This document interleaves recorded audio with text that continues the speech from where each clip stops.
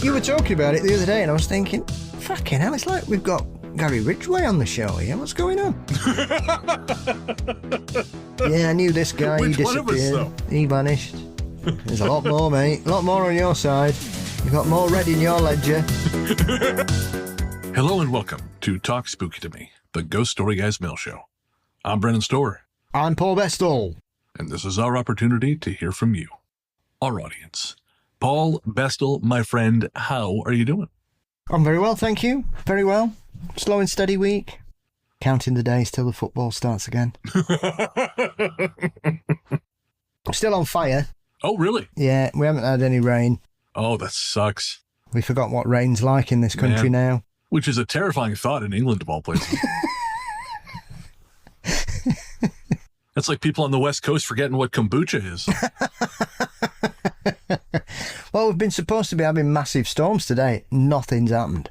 It's 28 degrees, it's sticky, it's muggy, it's crap. God damn, no, I don't envy you that. We had a couple days along those lines. It cooled off just in time for me to go see a special presentation of Jaws 3 in 3D. Oh, did you enjoy it? Oh boy. Let me tell you. So I went over to the Review Cinema, and I got there an hour early, just because that's how my schedule worked out.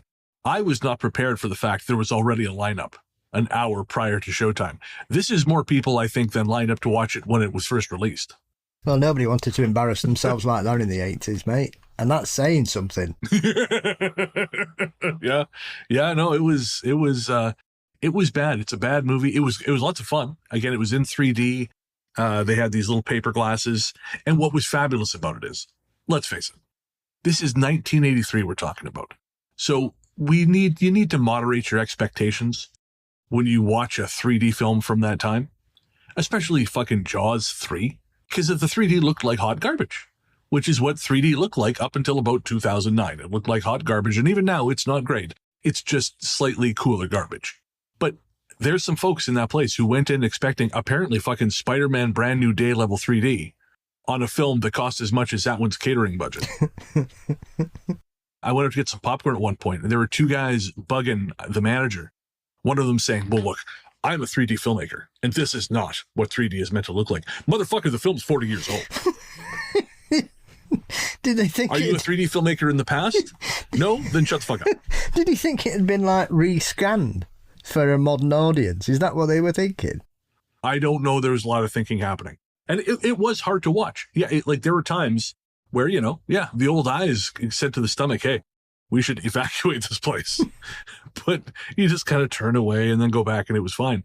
And a few people did leave, which is fair enough. It's, I sat through the whole damn works, and it was fun. But you gotta adjust the expectations when you go see something like that. It's not suddenly going to be better simply because you're watching it ironically. Yes. Did you pick up on the bit of like the world's worst diver? The world's worst diver? I don't think so. Because there's that bit where he somehow swims inside Jaws. Oh, yeah. And then he dies trying to swim out. Instead of staying in him and just cutting him, he's got a fucking knife. Stab him. You're inside. What's the worst that could happen? Just get stabbing. What's even better about that is he doesn't actually get bit on the way in. No. He starts bleeding once he's inside its mouth. Like it has like inside teeth or something that it's using.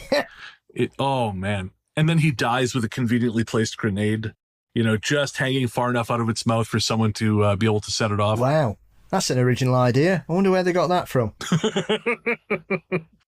But we are not here, sadly, to talk about the ups and downs of the Jaws franchise, which I guess isn't as much ups and downs as it is a single stratospheric up followed by a series of steep declines. Instead, we're going to answer some listener mail. Our courteous and efficient staff is on call 24 hours a day to serve all your supernatural elimination needs. We're ready to believe you. All right. So first up, we have a message from Eileen on Patreon. And Eileen illuminated a point that I should have guessed but completely missed when we were talking about realistic baby dolls. Yes. Eileen says, the very realistic baby dolls are often used by people who are disabled or for other reasons are not able to have an actual baby but want the experience. I've worked in disability services, and while it's not super common for people to have them, as they are very expensive, it does happen. If you work in disability or social services, you get a very pragmatic approach to things, quote, normal people find strange. If it works for that person and brings them joy without causing harm to themselves or others, awesome.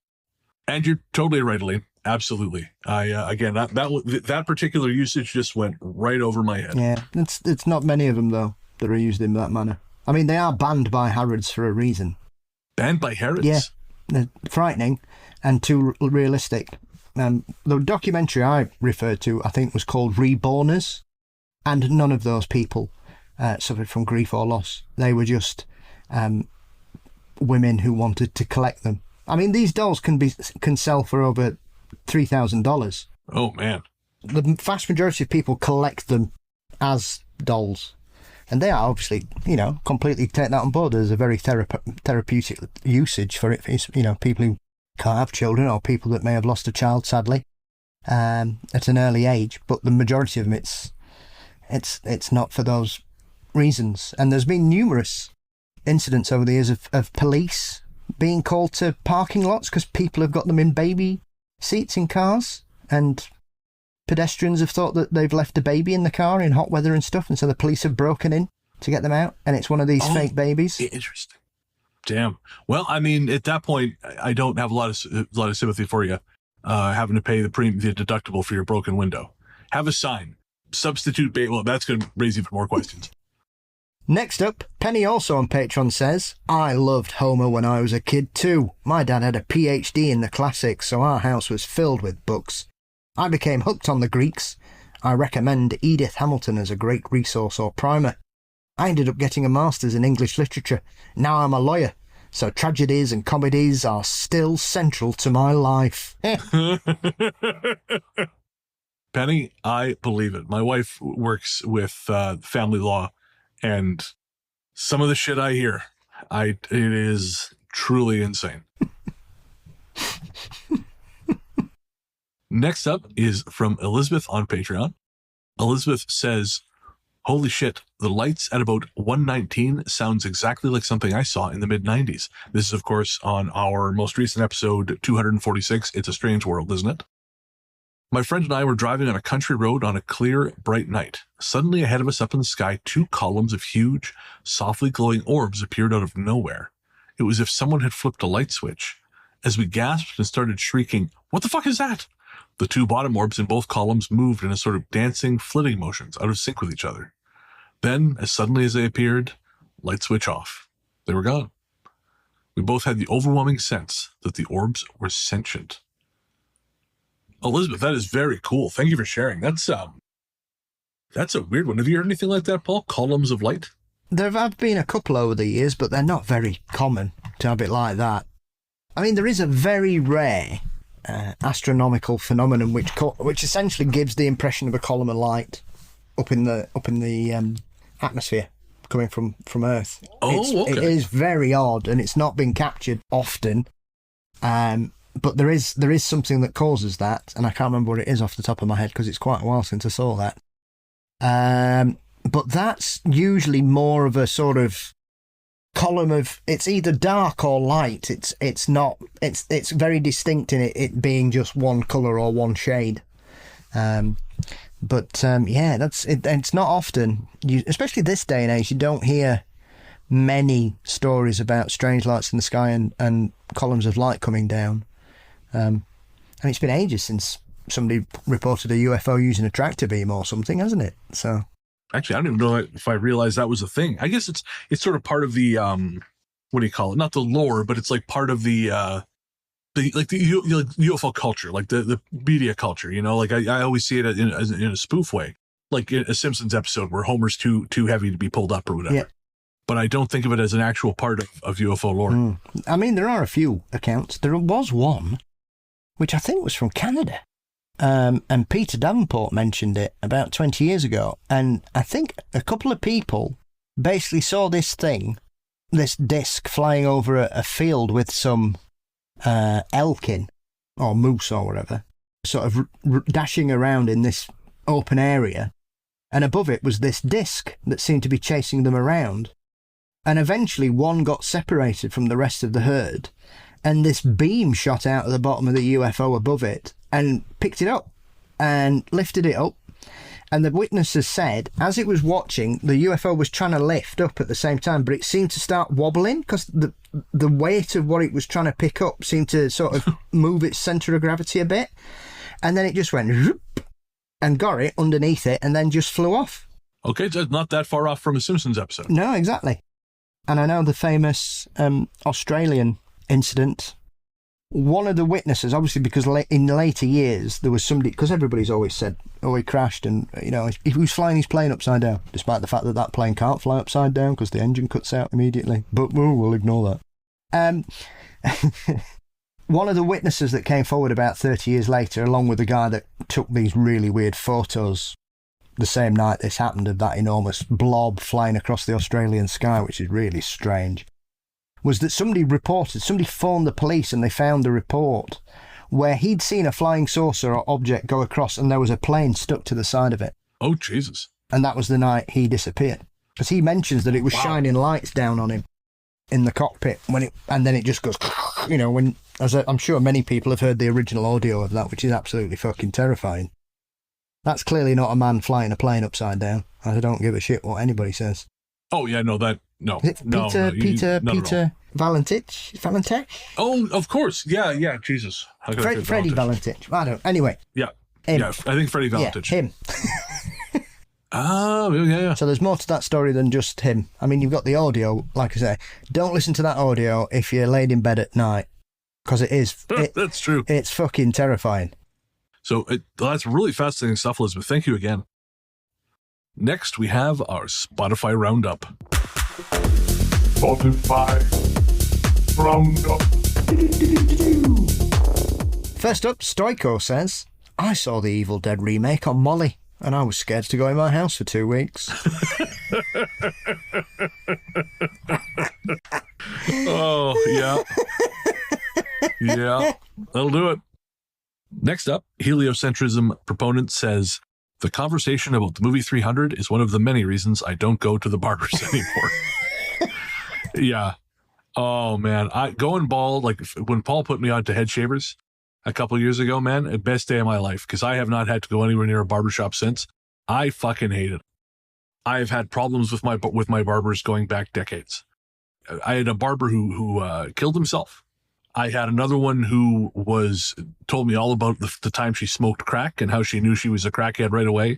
I had one who used to try and lecture me about Jesus and tell me what to do with my life. I've just had a succession of bad barbers. So when I went like fully bald... Were they just inside the prison or did this continue when you'd left? Well, I wanted to support their business on after I left, so seemed you got to maintain the connections you make inside. Funny enough, a friend of mine has a friend who works in the prison system here, and I've been hearing some of the secondhand stories. I'm sure glad I'm not in prison, Paul. Yes. I'll just say that. Yeah, I've been watching lots of documentaries recently. I'm sure glad you're not either. Yeah, what is it? World's Most Evil Prisoners? World's Worst Prisoners or something. Yeah, just... Yeah. They're bad before they go in prison, and then they get even worse. Yeah, I don't think it reforms anyone. As the great Carlito Brigante says in Carlito's Way, prison doesn't reform you, it just takes the wind out of your sails. Or in the case of real life, it causes you lifelong trauma. Continuing through the medium of Spotify, Angel or Madman 1 says, I lived in southeast Virginia whilst at the Historic Society. I saw a map with the location of the mass graves marked. I pulled up my Google Maps app and discovered almost every park and paved, not parking garages, are massed graves. Even a few were older than when the area was named a shire under King James I. I am not sure it is comforting or disturbing the people that go to relax onto the graves they do not know are there. Well, Angel and Madman 1, I would say that's entirely dependent on whether the things in the grave stay in the grave. Mm-hmm. That is the big question. I know it's an odd thought, when you consider that you're living and working on top of death. I guess it happens everywhere, but we just don't think about it. Yeah, well, it's something we're quite used to here. You can't dig anything up here without coming across somebody's bones. I mean, here too, but there's certain places at the very least. Although I'm disturbed to learn how many developers have gotten good at just hiding the finds, which is Not great. Poltergeist is supposed to be a warning, not an encouragement, isn't it? We're shooting for Poltergeist. That's That aspirational film for real estate developers, Poltergeists. that's how bad real estate's got. People want their homes possessed so they can make everybody Prices homeless. I tell you, man, if we want to control housing prices, what you and I do is we buy a couple shovels and we start burying dead bodies underneath houses. I agree. We haunt that shit up, and the prices are going to drop. Would it work if we just went around blowing ashes through letterboxes? Paul, in the name of science, all I can say is there's only one way we'll find out for sure. Well, we've just had a massive scandalous court case here in the UK about funeral directors and stuff, which was one of those stories which you think, excuse me, is it 2026 or 1740? Oh no! What are they doing? They've got 20 years. But the thing that's been astounding is that there are no laws in the funeral industry in the United Kingdom. It's done on a basis of trust. Sure. And this particular funeral directors in Hull has essentially defrauded customers, the community, the county, out of around £3 million, they reckon, over the years. And essentially, he's just been leaving bodies lying about, not freezing bodies, giving people the wrong ashes, dumping bodies in the sea.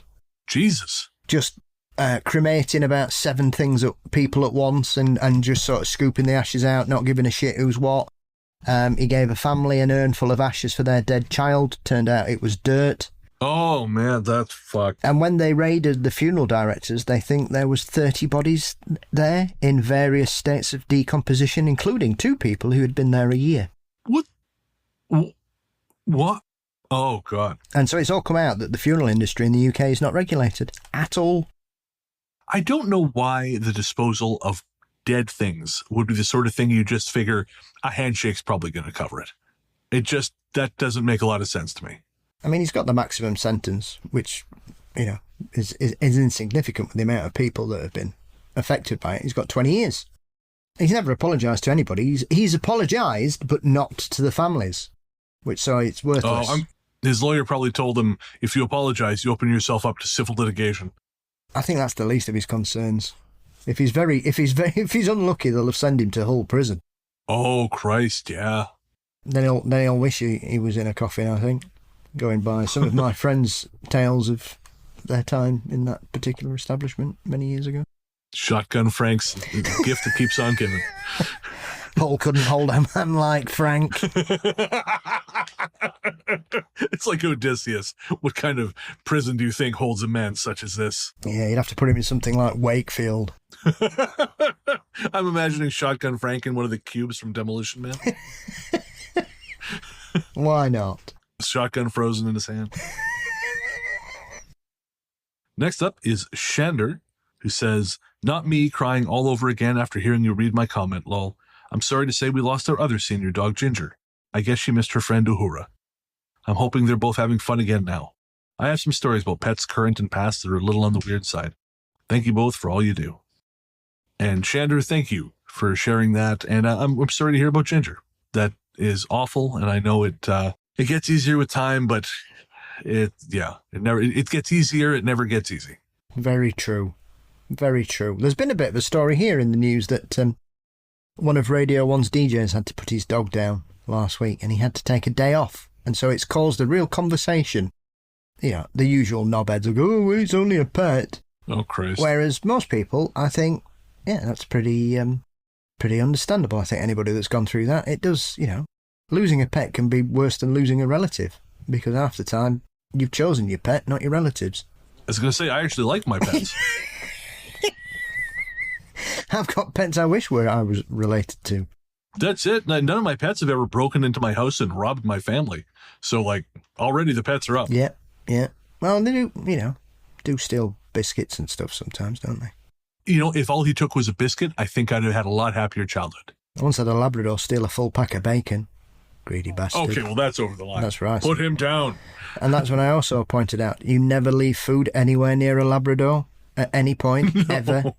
Well, I thought I would be able to get it. Labradors can eat any food, wherever it is, as long as it's near them. 126376005 writes, "Congratulations on beating Elden Ring, Brennan. It's such an awesome game. It took me over 200 hours to finally complete the main game, and I haven't even bought the Erdtree DLC yet. Lol." Yes. Thank you, string of numbers. It also took me about 200 hours. That is the most time I've ever spent playing any video game. That is a fucking hard game. And I know the FromSoft nerds are like, no, Elden Ring's actually easy compared to whatever the fuck. Who cares? It's hard. It's really goddamn hard, you dorks. I don't care if you've played Sekiro Shadows Die Twice 100 times. I have not, and Elden Ring was tough. I actually haven't bought the DLC because I've heard it's even harder than the base game, and I do not have the reflexes for that. Are you sure? I'm pretty sure. I mean, at some point, I might grab it just because I like being in the world so much, and it's a lot of fun. I love the exploration. It's such a huge game. I love any game that gives you a big world that you get to uncover over time. Yeah. But man, some of those bosses had me gnashing my teeth because it doesn't really matter past a certain point how strong you are. You just have to have timing. And if my dating life has indicated anything over the course of my 43 years, it's that I don't have any timing. My ability to control my timing has fluctuated wildly over the years, as many previous partners may discuss. Oh, let's hope they don't discuss it on this show. Well, they can't because they're all abroad. Right, of course, yes, all abroad. And I will ask no further questions lest I, too, go abroad. Bren has moved to Qatar. He's taking a new job in Moscow. All right. Next up is BSFX1762, who says, "You guys have been talking about that shark movie you hated. Please check out Water Park Shark." And I've put the link in the trailer link in the show notes here, Paul. Have you had a chance to watch it yet? No, I'm going to watch it now. Me either. So I'm firing it up now myself. Okay. That's better than Under Paris. My only concern is that it's from the Sharknado guy. Yeah. And I am not a great fan of those movies. They were dreadful. With the same font, it looks like. Well, I get you got a winning strategy. Why change it? Yeah. It looks better than all the Sharknado films put together as well, actually. True. Yeah. Although that is yet another low bar. And funnier. That was funnier than any Sharknado clip I've ever seen. That trailer. It's that thing where you can't make a B movie intentional. No. It doesn't work. It's something you try and you swing and you miss and you end up with Jaws 3. Yeah. Or any of those other films, right? Or Troll 2 or whatever. If you're doing that whole like wink, wink, wink shit, it's just bad. You've got to be clever enough to know it. You've got to know the genre well, like Cocaine Bear. Like Cocaine Bear. Prime example of how to do it right. Yeah, unlike the raft of films that followed. I think someone in the Facebook group was talking about that. There was Crackoon now and Cocaine Bear and Crack Rabbit. All this other yeah, Crack Rabbit. Yeah, why not? Meth Gator. PCP Porpoise. Or was that or PC Porpoise? PC Pop. PC Porpoise.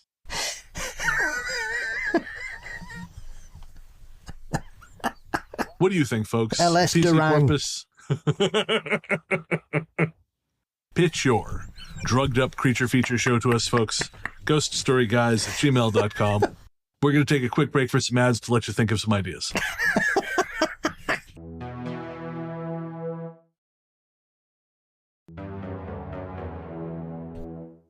Welcome back. Yes, we have a message from Kitty via the form on the medium of the Ghost Story Guys website. And Kitty says, "Hi, Paul and Brennan. I hope this finds you both safe and well, assuming Paul hasn't melted in the heat and the atrocious results of the World Cup. Hey, we're the third best team in the world, thank you, as I keep reminding my French friend. Nor that Brennan hasn't left Canada permanently due to the fires. In all seriousness, I live in New York, and while we were inhaling the smoke, I kept monitoring the IG account to make sure you're okay, Brennan. I know it's been horrific, and as a native of California, I know what wildfires and worsening climate does to a community, as well as one's mental health. I sincerely hope you are all right, and do let me know if you and yours need anything. I will probably write again with more rambling, but I just wanted to check in and bless. I just wanted to check in and also share appreciation for you both in this show. I feel a comfort rarely felt in life when listening, and these are some of the best joys one can have. Keep it up and take care of yourselves. Best, Kitty. P.S. Paul, let me know if I should ship an air conditioning unit to you. I was in England visiting family during a heat wave, and holy fuck, it's disgusting. It is. It really, really is. It's humid. Thank you, Kitty, for the kind words, for checking in. I actually really lucked out. When it was really bad here in Ontario, I was in Victoria. And then as soon as it moved over, as soon as fires started drifting over Victoria, I was over here. So aside from a couple days where things were sort of orange, I managed to dodge most of that bullet. My friends and family were not so lucky, but I myself was sort of accidentally able to kind of dance around it. Sounds like you're an arsonist to me, mate. You set the fires and then you leave. Well, shut up. Stop pointing out on the show, goddammit. You're like that guy who was in that episode of Unsolved Mysteries who were videotaping all the fires he set, laughing, going, that they caught eventually. What a weird fucking case that was. I don't even... That's the thing with arsonists. That's why they film firemen. They film the crowd, because 99 times out of 100, the person that started the fire is there. Oh, yeah, I've heard. There's a lot of weird correlates with arsonists. He used to take his video camera with him. And they showed one of the videos where he was like filming going, just what? What is wrong with you? Well, we know what's wrong with you. You're an arsonist. Yeah, that's what I was going to say. You beat me to it. What I'm hearing here is I should have saved the ad break for now so I could go get rid of some tapes my friend left here. Oh, yeah. Yeah. Yeah, is that Steve? Yeah, exactly. Yeah. This is like whenever I have to tell people about the number of missing people I've known. You know, it just... There's no way to do it without having to build in, like, I didn't do it, I promise. Yeah, and the running joke is me and my girlfriend's living abroad, is it, mate? You keep knowing all these my people. medicine is bitter. You were talking about it the other day, and I was thinking, fucking hell, it's like we've got Gary Ridgway on the show here. What's going on? Yeah, I knew this guy. Which he one of us, disappeared. though? He vanished. There's a lot more, mate. A lot more on your side. You've got more red in your ledger. Yeah, that's fair. Folks, we just did a spot on the What About Weird podcast talking to Elena and Echo, and we were on there for like 2 hours. But yeah, all the people disappeared. Yeah, half an hour of that show was just me naming listing names all these missing people I've known who've just suddenly gone missing. Next up comes from Christos via email. Love the episode, guys. I've got a soft spot for the land of my ancestors. First thing I want to mention, Paul, and I mean this with love, I practically wet myself when you said pericolo towards the end of the episode. It sounds like you're saying pare colo, or take ass. Had to replay it a few times. Completely unintentional. A for effort, good for a laugh. Well, I'd just like to point out, most of the Greek I've been taught was by gay men. Okay. So maybe they were teaching me that. Christos. Paul, if you remember one thing from us here in this bathhouse, take ass. Paracolo. Funny enough, after the Greek episode, literally the night we recorded it, I went to the sauna at my gym, and this dude who was in there the steam room, and I started talking to this dude who goes, and this is unprompted, I didn't bring it up. He apparently travels back and forth to Greece, and he's a retired finance bro. And he has a sideline designing Greek merchandise, Greek mythology themed merchandise. And I said, like, how does that work? He goes, well, the thing is, if you spell it properly, they really like it in Greece. Most of the stuff over here is spelled like shit. So I know how to speak Greek. I spell it properly, and I make good money selling this. And see, he had two sidelines. One in making merchandise based on ancient Greece, and the other making merchandise based on Korean television. Because he had lived in both places. So he had a background in Greek mythology and K-dramas. Wow. And I mentioned that in the Discord, and Liam says, I thought we taught you not to start conversations with strangers in steam rooms. What about Christos? Oh, yeah, Christos said, we're not even done this story yet. Sorry, Christos. I was about 9 years old. My father and I had traveled to the village for his younger brother's wedding. As in most places around the world, it's a huge deal. Music, traditions, local customs, going back and forth between households of the bride and groom. Kumbaro/Kumbara, best man/maid of honor, food, etc.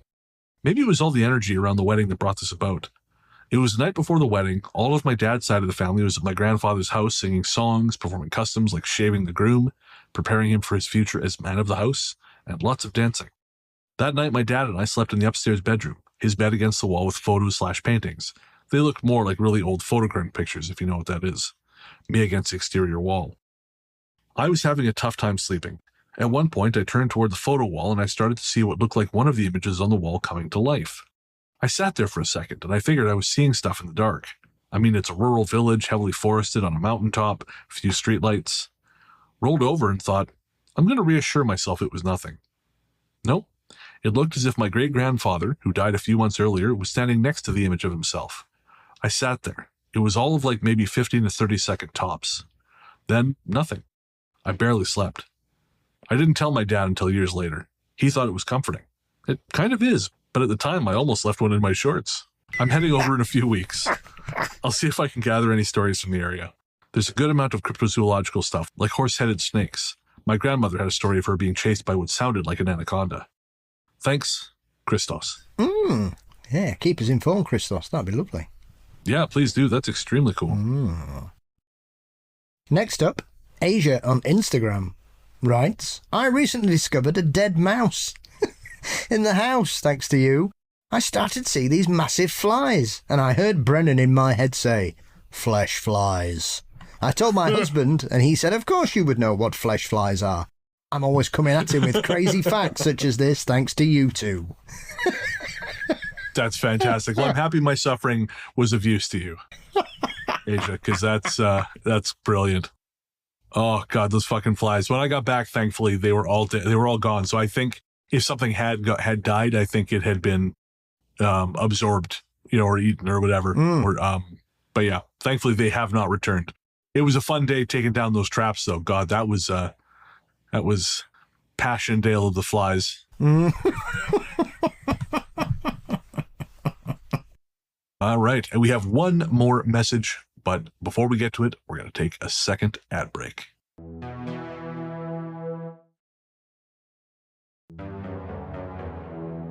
And someone, I can't remember who it was, commented recently when I said, hey, we only put 2 ad breaks in the show. They're like, yeah, but there's like 6 or 8 ads. And to you, I say, it's $1 a month for an ad-free feed. Let's lift the conversation back up again with our final message from our good friend Paul D, who says, hey fellas, Big Paul here, your unofficial roving reporter. This time I'm not in some exotic location, merely sitting at home in Hertfordshire trying to get my head around a recent event. Let me set the scene for this story. In 1996, a dear friend who had been struck down with HIV was very unwell. One night, I dreamt that I went to a party and was told that my friend, Kevin, was in a separate room and wanted to see me. I entered the room and there sat Kev, looking as fabulous as he always did. We chatted, we talked about our travels, even in those days I had itchy feet, laughed about our school days and enjoyed each other's company. Then Kev announced he had to go, stood up, hugged me and said he'd see me again soon. In the morning, I told my wife about the dream and said that I thought Kevin had died. Later, that very day, I received a call from a mutual friend to say that Kevin had indeed passed away.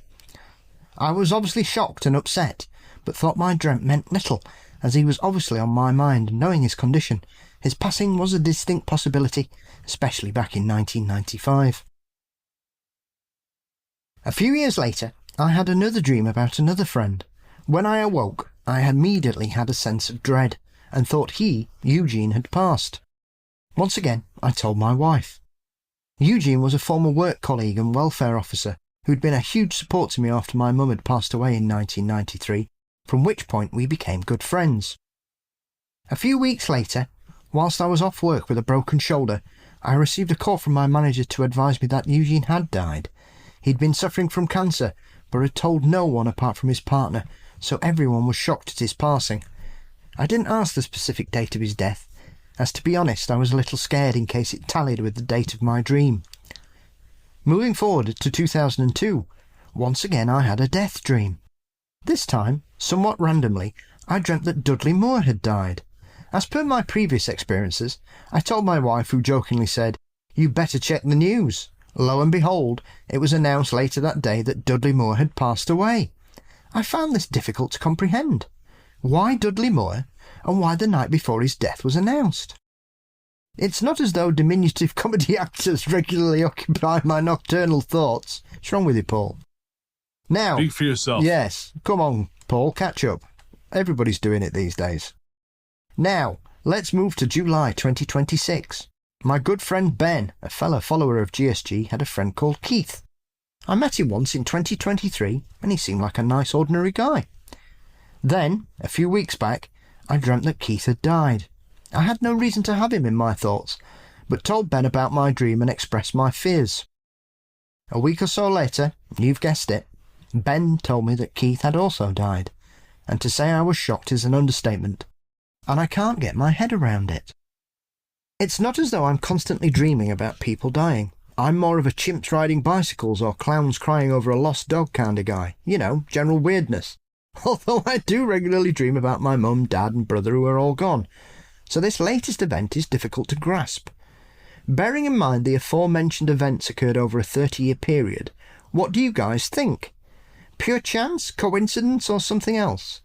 One thing is for sure, on every occasion, I mention my dreams to my wife, or in Keith's case to my friend, and they can verify my premonitions. As an addition, a few months back, I dreamt about my wife's uncle, who's 93. However, he was just angry in my dream for some reason, and although I told my wife, who raised an eyebrow and wondered if Uncle Don would be the next on my list, I did say that I didn't think he'd passed away. He was just furious. A few days later, we discovered that he'd crashed his car, writing it off and demolishing his garden wall in the process. With Don being 93 and still driving, there's a pretty good chance that he would be at some point involved in an accident. But why did he appear in my dreams?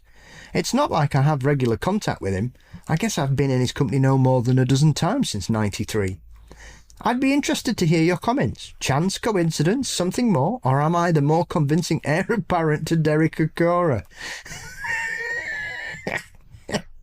Usually I contact you guys whilst on my travels, but as I won't be on foreign soil again until Christmas, an idyllic location on the Andaman Sea, Western Thailand, I might regale you with more stories of the weirdness that has followed me my entire life before then, if you're interested.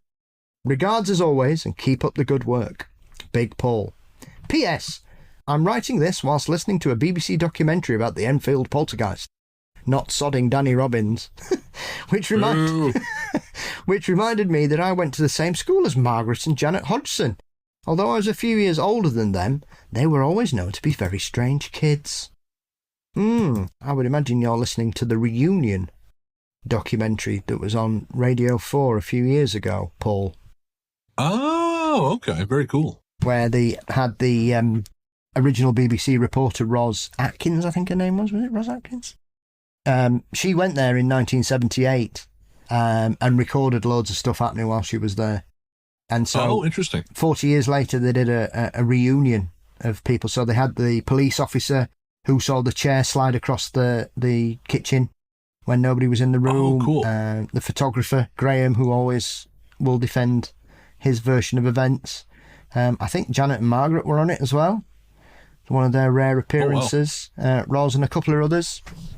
So, it's certainly gives a more rounded approach to the case. So, probably that. I hope it is anyway. If not, listen to the Reunion on BBC Sounds. That's not a plug. BBC will send you the bill. Again. The ad placement. Yeah, again. Yeah. Yeah, they keep, I sent them a lot of mail, most of it for Robbins, and they keep returning it unopened. So, which is probably for the best if I think about it. Well, it's the smell, isn't it? Buzzing noise. Quickly on Enfield. I had coffee or drinks with Brian Baker from the Superstitious Times on Saturday. Yeah. Or Sunday. Mm-hmm. We were talking a little bit about the Warrens. Yep. And I mentioned that you had spoken to Guy Lyon Playfair briefly. Yes. Is that right? Yeah. I spoke to him twice. That's what I thought. Twice. Oh, twice. Okay. Yes. And what, out of curiosity, like, is he didn't have much nice to say about the Warrens. No. Correct? I mean, he never mentioned Lorraine, but he had very few words to say about Ed, but they were all strong and swear words. No surprise, but still interesting. Yes, he did not. But yes, what a weird series of events, Paul. That is peculiar. It is an odd thing. I think most people dream of death in some regard, but I don't think it's as specific as that.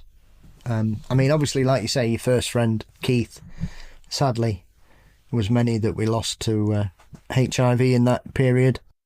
So you would probably perhaps say that his health was on your mind constantly, and it was always going to manifest in such a manner, perhaps, but maybe not so present in the timing of it.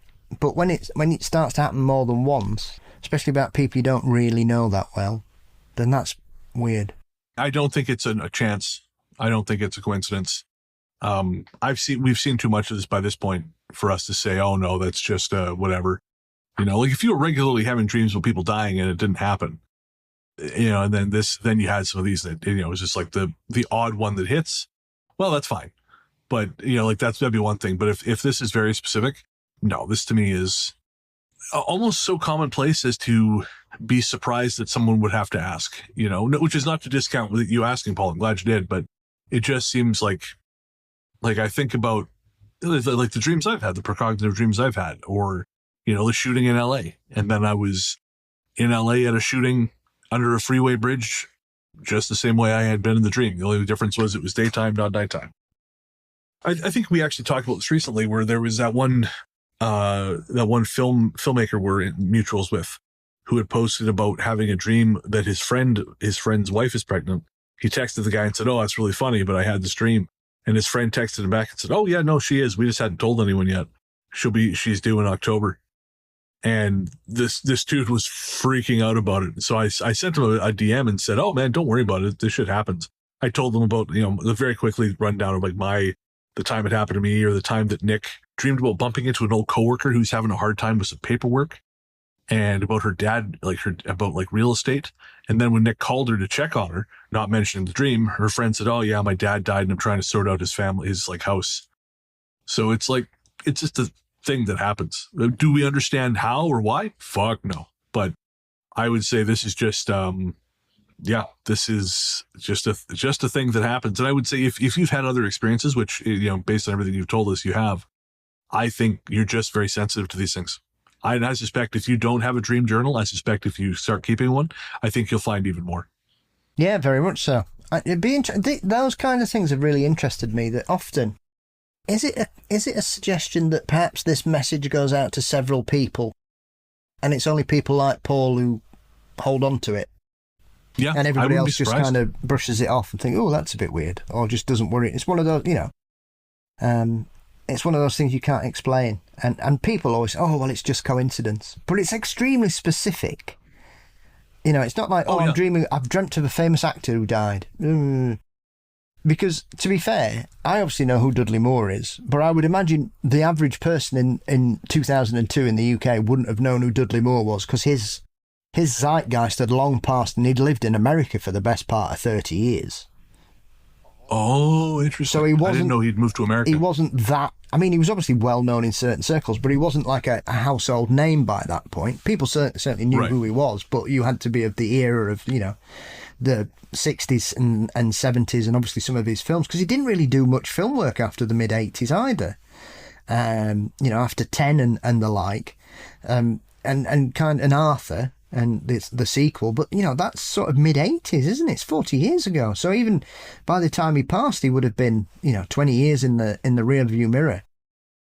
So that's a very odd, specific one. It's not like it's somebody quite famous who's perhaps had health struggles or battles with addiction over the years. It's a very, as he says, a diminutive comic performer who sadly passed away far too young. Yeah, what did he pass of? I'm not sure if Dudley had cancer. I know Peter Cook certainly did. Well, I'm not surprised the amount of cigarettes he smoked. Yeah, that's fair. Yes, so he ended up passing away due to complications from progressive supranuclear palsy, which is PSP, which is a Parkinson's plus syndrome, which was finally confirmed in 1999, as he'd had to deal with rumours over several years that he was a drunk and an alcoholic because that's what the symptoms make people look like. And so he had developed a reputation, apparently, that people thought he was a secret drinker. And he made an appearance in November of 1999, since the disclosure, where he read poetry alongside Julie Andrews at a benefit concert in Philadelphia for the charity Music for All Seasons. Struggling at first, he soon settled in and began to joke and ad-lib.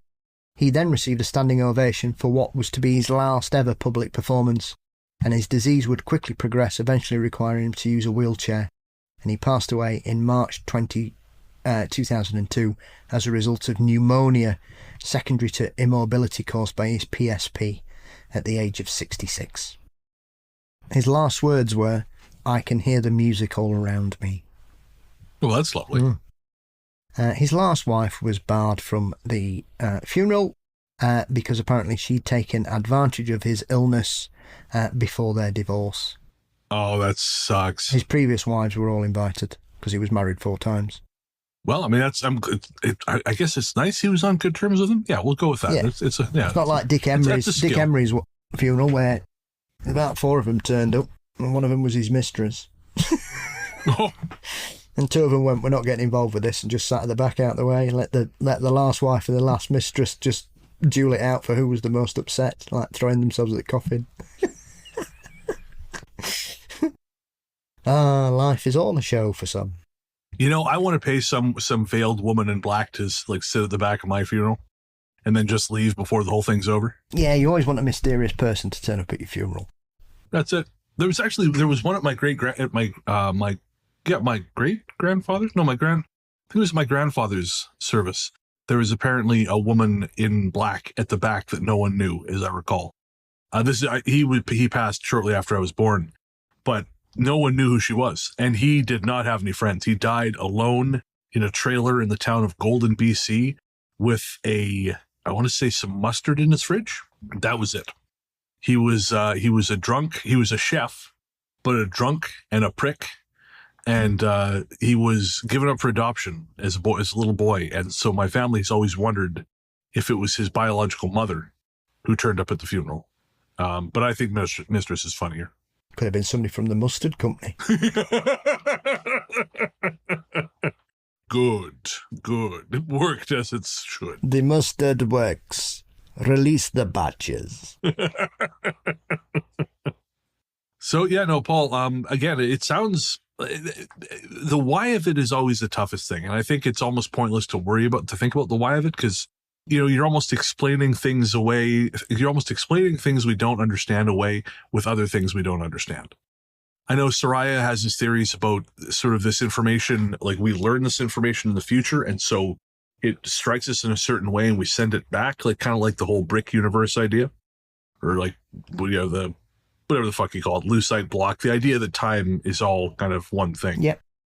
Because you wonder, like, yeah, why would Dudley Moore, why would that death, you know, hit you more than others? Yeah. But I think there's just some things, I don't know. I think it's almost pointless to worry about the why of it because I think it's beyond our understanding. Yeah. I mean, I had a similar, I remember when Michael Jackson announced he was going to do a residency at the O2. And so they were building all up. And I remember the week he died, I think it broke, was it Thursday night? Over here, I think it was. But that day, somebody had asked me about what I thought about it. And I said, I don't think he'll do the gigs. But I thought he was just going to cancel them. So I just said, I just don't think those gigs are ever going to happen. And then he died. Oh, interesting. I mean, to be fair, you know, if I'd have said, oh, tell you what, Prince is in trouble, then that might be a bit more. But I don't, you know, I just thought he wasn't going to, because when I came into work the following day, the girl I'd been talking to about it, she just went, oh my God. And I went, I just thought he was going to cancel the gigs. No. Michael Jackson's gone to Qatar. He's in Australia. He's gone looking for powerful owls. That's it. That's where he is. He's down on the Gold Coast. That's where he is. He's with the Tassie. He's with the Tasmanian tiger. That's where Michael MJ is. Speaking of the powerful owl, thank you very much, Paul. Thank you, Paul. Again, please, if you want to send more stories in, man, we always would love reading them. And honestly, I think the best way of this stuff is to just kind of let it come as it comes. Don't try and pick it apart too much. Again, I don't think we'll ever really fully understand.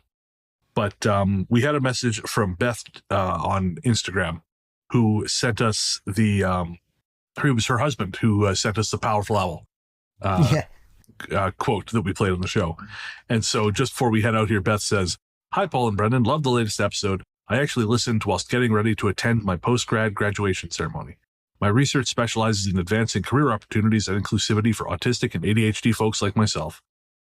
Doing any form of study with ADHD and autism whilst working full-time is no easy task, and seeing as GSG was there for me throughout, study breaks, late nights referencing, and journal searching, I wanted to share this photo in celebration with you both. Thank you for being a part of this. Pictured as myself and my fiance, aka Powerful Owl." And I'm going to send the, I won't post the picture, Beth, but I'm going to send Paul the picture so he has it. Ripper. Yeah, exactly. Congratulations. I won't do it in Australia. You should try. Congratulations. I think I was sworn to not try again. I think that's next time you go to the steam room, try it. All right, I'm not talking to nobody. I'm not talking to nobody in there. A new cocktail bar / bookstore has opened up literally behind my apartment, which I thought, oh, that's fantastic. That sounds exactly like my kind of shit. Except it's really just become this upmarket douche spot for like influencers to take obnoxious videos. And so I can't bring myself to go there because the last thing I want is some dildo recording me while I sit there trying to read, whatever garbage novel it is I'm reading and have a drink. The whole influencer thing, man, I can't wait till we're done with that. Sharks. There we go. That's how we get rid of it. It's got to send in the sharks. Send them all to a water park and then just fill it full of sharks. Sharks versus influencers. That's the next B-movie smash. My God, you're sitting on a goldmine, Paul. I have been for years. If only I could bring these thoughts to reality, we'd all be better. Well, we should still be here next week, but if Paul strikes it rich, maybe not. Check the feed just in case. Not today. I forgot to buy a bloody lottery ticket. Oh, shit. Too busy daydreaming in the bath about powerful owls. Okay. I was going to call you Benoit Blanc, but now I need something weirder. Anyways. I was thinking in the bath about a strange Nazi boy. And every time I see that movie and he's like in the tub surrounded by books, I think of you and your epic baths. Yeah. Julie came in the other day when I was over and she went, "Why aren't you eating any crisps?" Because I like a bag of crisps in the bath. Sometimes I take a drink. And this is a British thing. And I said, I just didn't fancy it. And she went, "That's weird." I said, "Well, the other week you said I was weird because I ate crisps in the bath." Well, that is weird, but it's weirder that you've stopped doing it. What? I've come to terms with that weirdness. Now you've stopped doing it. Well, now that's even weirder. So then I had a bath earlier and I had some crisps. He went, "Oh, back to eating crisps in the bath." I was like, "I can't win." I'm not dropping them in. It's not like I'm dropping in the bath and pretending I'm a dolphin eating them, is it?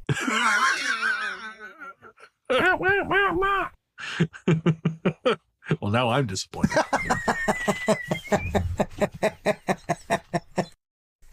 All right. Well, on the image of Paul eating crisps out of the water in his bath like a dolphin, we're going to close out this episode of Talk Spooky to Me.